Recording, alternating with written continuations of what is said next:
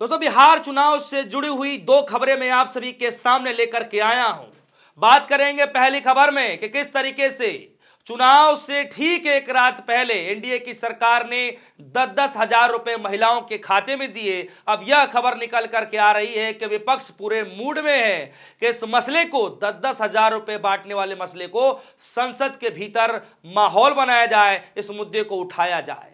साथ ही साथ दोस्तों, दूसरी खबर मैं लेकर के आया हूं कि जिस तरीके से चुनाव आयोग ने, जी हां, चुनाव आयोग ने नीतू चंद्रा को ब्रांड एम्बेसडर बनाया था इलेक्शन कमीशन की तरफ से कि भैया आप चुनाव आयोग की तरफ से ब्रांड एम्बेसडर हैं। वो बकायदा लाइव टीवी डिबेट के दौरान एनडीए को बढ़ावा करती हुई नजर आ रही थी, यानी तारीफ करती हुई नजर आ रही थी। या यूं कहें कि बताइए कि चुनाव आयोग का ब्रांड एम्बेसडर ही जब एनडीए के तारीफों का पुल बांधने लग जाए तो फिर क्या सच में यह चुनाव निष्पक्ष हो रहा था और उनको लेकर के क्या कार्रवाई की गई है, मैं आगे आपको बतलाने जा रहा हूं। किस तरीके से लोगों को गुमराह करने की कोशिश की जा रही है कार्रवाई के नाम पर। सबसे पहले दोस्तों आप ये खबर देखिए, लुटियंस मीडिया ने इस खबर को ब्रेक किया और लुटियंस मीडिया क्या लिख रही है। वोटिंग से ठीक पहले महिलाओं के खातों में 10,000 रुपए डालना यह भ्रष्टाचार है। इस मामले को संसद सत्र के दौरान विपक्षी दलों के बीच गंभीर चर्चा के लिए उठाएंगे। कौन कह रहा है? शरद पवार। जी हां, शरद पवार ने दोस्तों एक बड़ा ऐलान कर दिया है कि जो चुनाव से ठीक एक रात पहले जो महिलाओं के खातों में 10-10 हजार रुपए बांटे गए दोस्तों, इस मसले को बकायदा संसद के अंदर उठाया जाना चाहिए और उठाया जाएगा, ये कह रहे हैं। तो क्या सच में संसद के अंदर इस मसले को उठाया जाएगा? क्या सच में इस मसले को गंभीरता से देखते हुए गंभीर चर्चा हो पाएगी? यह अपने आप में बड़ा सवाल है।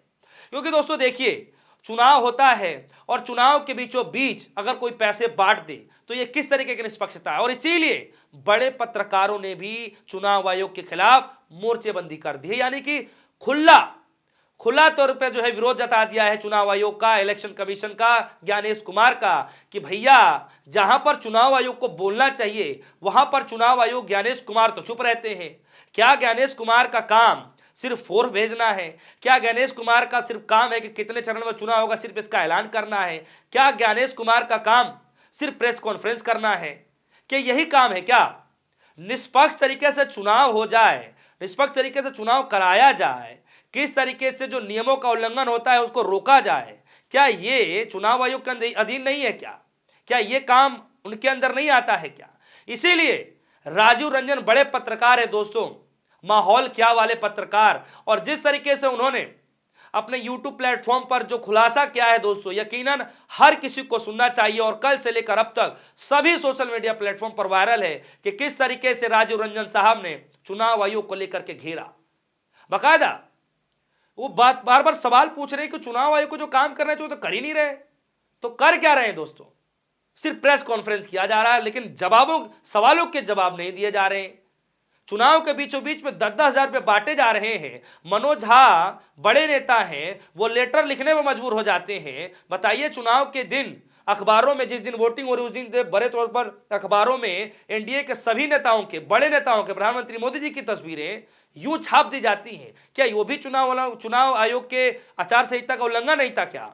लेकिन दोस्तों जानकर यही हैरानी हो रही है कि सब कुछ होता रहा, चुनाव आयोग आंखों से देखता रहा, लेकिन एक बार भी यह नहीं कहा गया कि भैया ये गलत हो रहा है, हम अगली कार्रवाई के तौर पर यह कर देंगे, आपको ये बंद करना पड़ेगा। लेकिन एक बार भी चुनाव आयोग की तरफ से चेतावनी नहीं दी गई। क्या इसलिए नहीं दी गई कि सत्ता पक्ष के हिसाब से चुनाव लड़ा जा रहा था? क्या इसलिए नहीं दी गई कि सामने प्रधानमंत्री मोदी जी थे? सवाल तो पूछना बनता है दोस्तों, इसीलिए सवाल पूछा जा रहा है। और दोस्तों आपको जानकर हैरानी होगी कि चुनाव आयोग ने जिस अभिनेत्री को ब्रांड एम्बेसडर बनाया दोस्तों, खुलेआम टीवी डिबेट पर बैठ करके एनडीए की तारीफों के पुल बांधे जा रहे हैं। नीतू चंद्रा हैं और देखिए कि सब कुछ कहने के बाद, टीवी डिबेट पर एनडीए की तारीफ करने के बाद बकायदा सब कुछ मैसेज दे दिया जाता है और बाद में चुनाव आयोग उनको ब्रांड एम्बेसडर की पद से हटा देता है। दोस्तों मतलब हंसी आती है इस कार्रवाई को लेकर के। सब कुछ हो गया, सब एक काउंटिंग हो गए, नतीजे आ गए, सब कुछ हो गया, जो कहना था ब्रांड एम्बेसडर के तौर पे सब कह दिए, लेकिन कार्रवाई तब नहीं की गई कार्रवाई की जाती है कब? जब नतीजे आ गए, परिणाम आ गए, सब कुछ बल्ले बल्ले हो गया, चंगा हो गया, तब आकर के इस पर कार्रवाई की जाती है। मतलब देखिए, देख रहे हैं आप, कार्रवाई इतनी भयानक हो गई है कि मतलब चुनाव आयोग ने अपने ऊपर लगे गए सारे दाग छुड़ा लिए, इतनी भारी कार्रवाई कर दी गई है। मतलब कार्रवाई इस कदर से की गई है कि कोई भाई सवाल ना पूछ लेना मेरी निष्पक्षता पर, मैं इस तरीके से काम कर रहा हूं।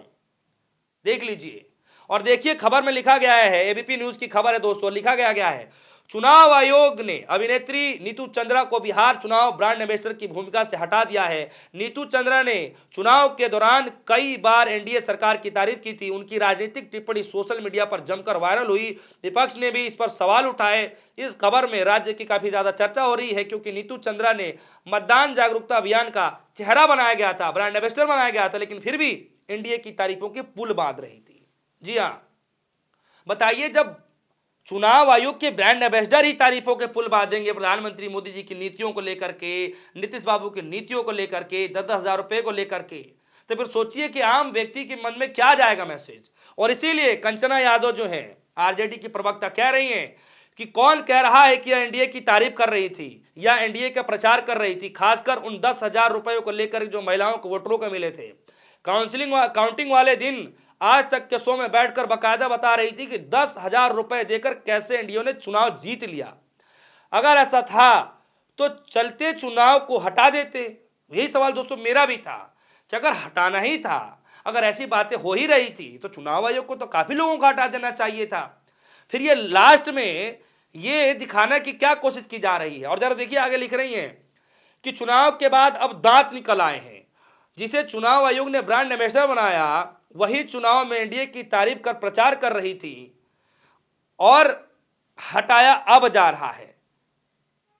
बताइए दोस्तों, सवाल ना पूछा जाए तो क्या किया जाए?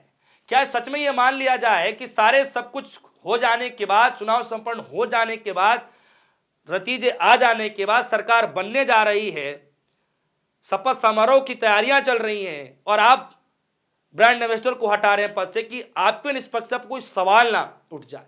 सवाल तो आज भी पूछे जा रहे हैं और आगे भी पूछे जाने चाहिए। दोस्तों, सवाल यहीं पर नहीं उठ रहा है। सवाल देखिए, मैं सोशल मीडिया का जमाना है तो कई सारी ऐसी तस्वीरें निकल करके आ जाती हैं जो बताना आप सभी को जरूरी भी हो जाता है। चलिए ट्विटर देखिए, ये ट्विटर पर एक डाला गया अवधेश तिवारी की तरफ से, और ये बाकायदा इन्होंने भारतीय जनता पार्टी के 4 लोगों के नाम इसमें रखे हैं। और पहला नाम है सम्राट चौधरी का, दूसरा नाम है विजय कुमार सिन्हा का, फिर तीसरा है नीरज कुमार सिंह का, फिर चौथा है कृष्ण कुमार ऋषि का। और सबसे बड़ा डिफरेंस है दोस्तों इसमें, जरा देखिए कि सम्राट चौधरी को जो वोट मिला है, जरा देखिए कि 1,22,480। विजय सिन्हा को जो वोट मिला है दोस्तों 1,22,408। जरा देखिए, आप पैटर्न देखिए। नीरज कुमार सिंह को मिला है 1,22,491। कृष्णा ऋषि को जो मिला है 1,22,494। मतलब ये क्या चल रहा है दोस्तों? हो भी सकता है कि सबके आंकड़े एक जैसे आ ही जाएं, लेकिन इतनी सटीकता से आ जाएंगे, इस पर भी बड़ा गंभीर सवाल पूछा जा रहा है कि ये चल क्या रहा है, कैसा ऐसा पैटर्न हो गया भैया? कौन सा लॉजिक है कि सभी नेताओं के, 4 नेताओं के जो है अमूमन सभी के ही वोट एक जैसे ही पड़ते दिखाई दे रहे हैं, सिर्फ 1, 2, 4, 5 वोट ऊपर नीचे छोड़ करके सबके 1,22,000, किसी का 408, किसी का 400, इस तरीके से दिया जा रहा है। कैसे संभव है? सवाल इससे भी पूछे जा रहे हैं। जब बात निष्पक्षता की होगी तो सवाल पूछना वाजिब है। तो दोस्तों, सवाल यहीं पर है कि क्या सच में अब इस मसले को सदन के अंदर उठाना चाहिए? जिस तरीके से शरद पवार का जो निर्णय आया है, बयान आया है दोस्तों, इसको लेकर आपकी राय क्या है कि क्या सच में सदन के अंदर इस मसले को उठाना चाहिए? राहुल गांधी को सड़क से लेकर के संसद तक लड़ाई लड़नी चाहिए 10,000 बांटे जाने वाले इस पूरे प्रक्रिया को लेकर के? दूसरी तरफ चुनाव आयोग ने जो ये निर्णय लिया है, पद से हटा दिया ब्रांड एम्बेसडर को, ये क्या बतलाने की कोशिश की जा रही है? ये तो जनता जनार्दन बताइए। इसलिए मैं चाहता हूं कि इसका जवाब आप खुद ही दें। दोस्तों, आप सभी के बीच में क्या कुछ चल रहा है, इस तमाम खबरों को लेकर के वीडियो कमेंट सेक्शन में जाइएगा, अपनी राय रखिएगा। फिलहाल के लिए दीजिए इजाजत। देखते रहिए न्यूज़। धन्यवाद।